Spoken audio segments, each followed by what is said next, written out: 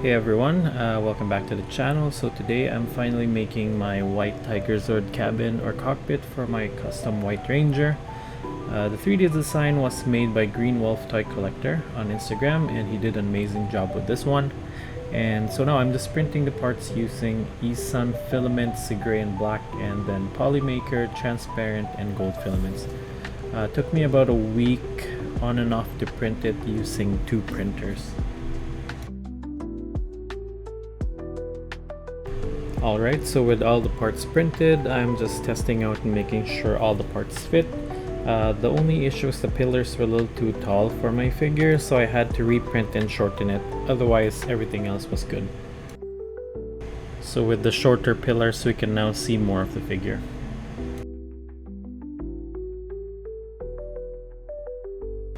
I'll be painting some parts, so to make sure it sticks to the plastic, I'll be airbrushing some matte varnish.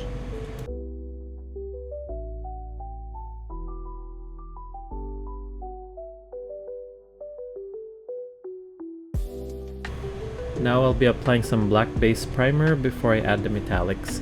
So for this one I'm using the Vallejo black primer.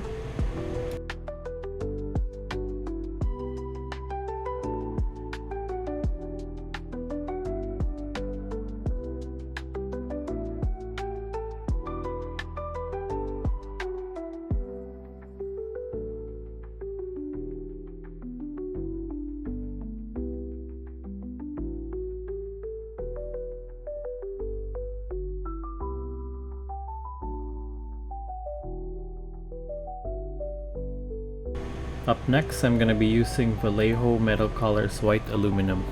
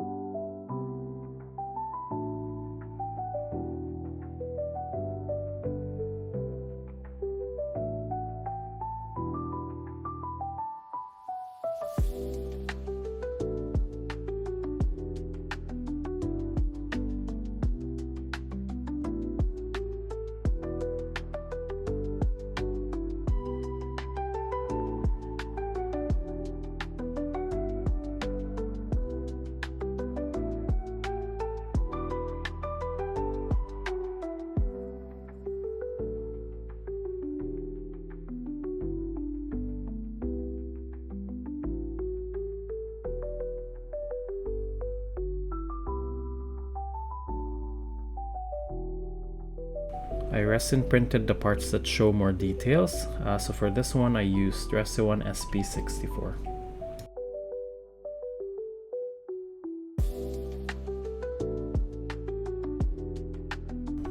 For the clear parts like the plasma ball and the orbs, I used Resin G217 just because the transparent filaments was not fine and clear enough. So I'm trying to mimic a plasma ball effect, so I lightly painted it with translucent bluish purple, and I think it kind of looks close enough.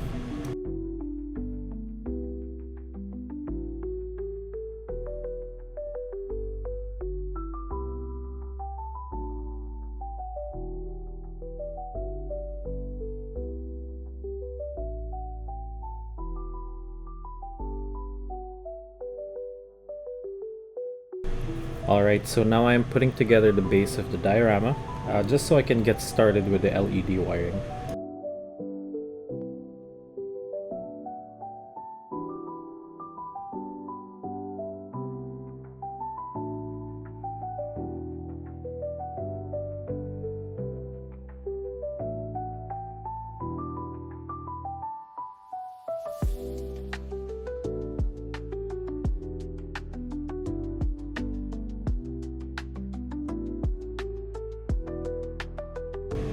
For this part I made the wire holes bigger, but I eventually decided not to add LEDs for now.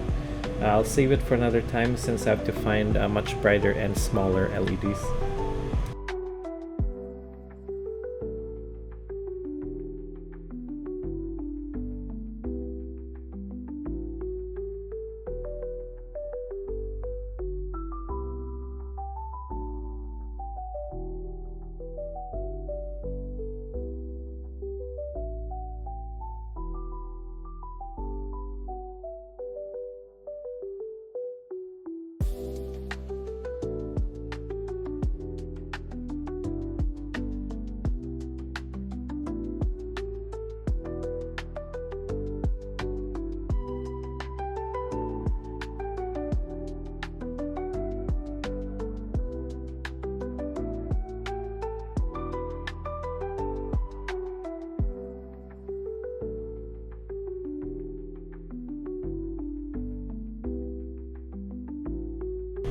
When putting together FDM printed parts, I'd greatly recommend using some crazy glue with some Instaset.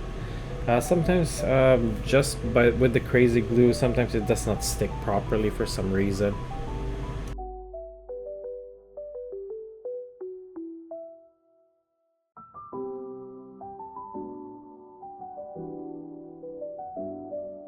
If you're looking for the frosted window look, then use a clear 3D filament like this Polymaker one. But if you want it to be much clearer and kind of glass looking, then use a transparent clear resin like the G217 by Resin1.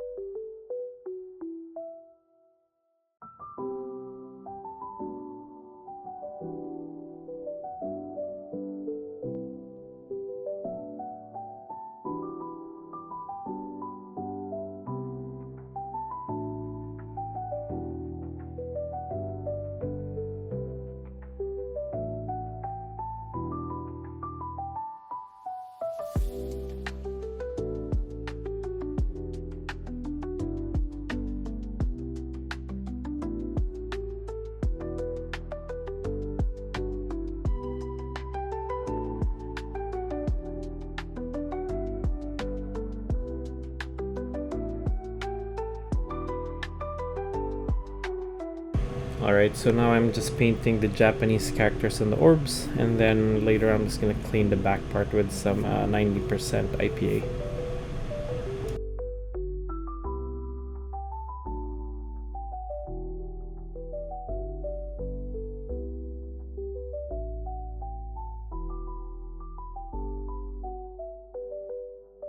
The panels were quite plain by themselves, so I'm just painting some extra details. And again, if you're wanting to paint something metallic, it is always helpful to have a base color black for it.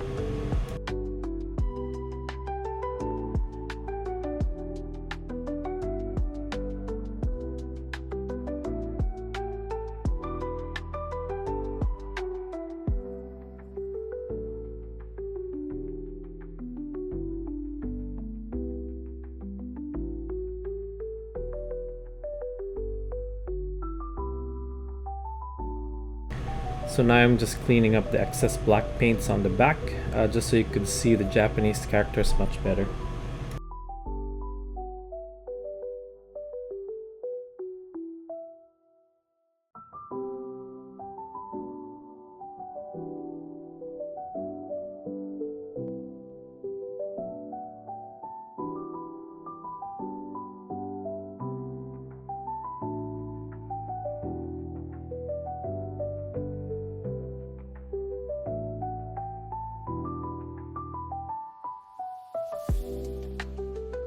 So to help make the clear resin better, I'll be adding a top coat of Gloss Mister Super Clear. So I'm just manually brushing the grills here with some Vallejo Metal Colors Chrome.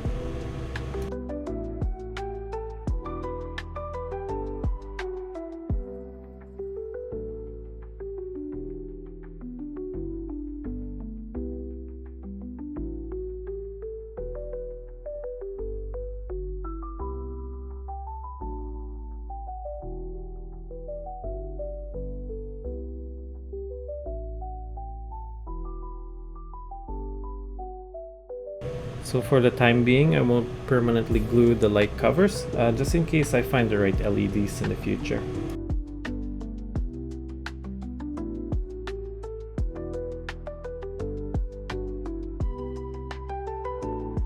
The only part that I was able to add lights was the plasma balls, so I'm just splicing the wires to extend it, then powering it up with some 9-volt batteries.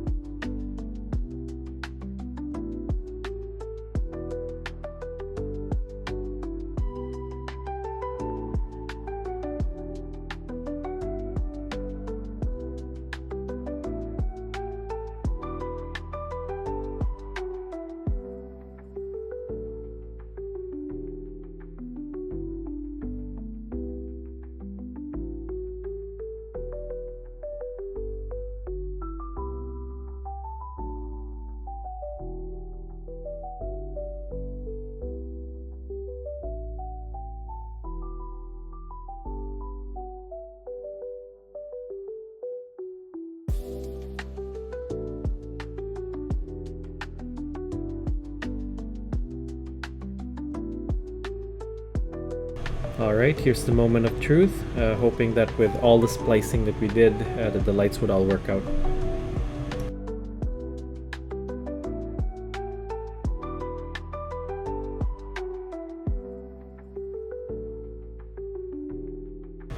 Alright, now that all the lights are working, we can now put together the whole diorama. Again, it's gonna look a little dark on the inside, but off camera I was able to sneak in one LED bar inside.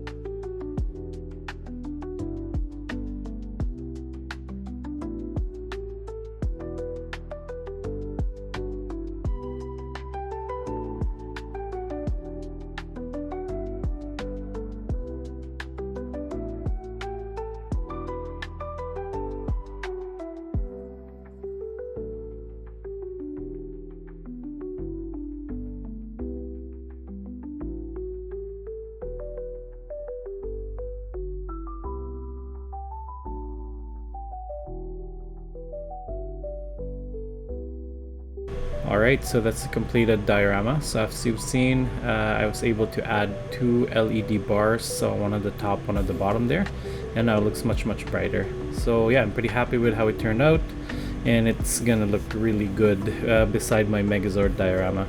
So thanks again for watching, guys. See you on the next one. Bye.